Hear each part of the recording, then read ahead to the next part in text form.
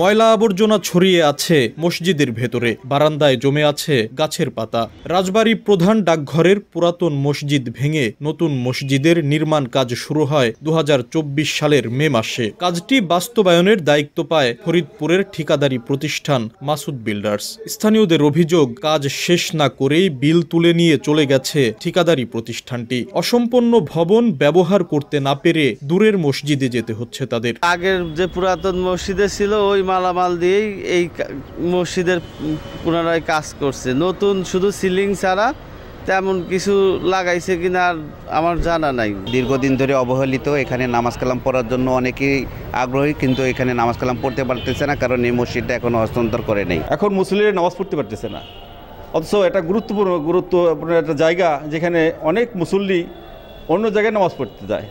খুব কষ্ট হইতেছে মুসল্লিদের। এই মসজিদটা খুব তাড়াতাড়ি যাতে কমপ্লিট করে জনগণের জন্য নামাজ পড়ার একটা সুযোগ করে দেয়, এটা আমি আশা করি। ঠিকাদারি প্রতিষ্ঠানের দাবি, নিয়ম মেনে কাজ শেষ করে ডাকঘর কর্তৃপক্ষকে মসজিদ বুঝিয়ে দেওয়া হয়েছে। তবে ডাকঘর কর্তৃপক্ষ বলছে মসজিদ বুঝে পাননি তারা। 600 স্কয়ার ফিট করার কথা ছিল, আমি 1000 স্কয়ার ফিট এই ওয়াল টিন শেড নির্মাণ করে দেই।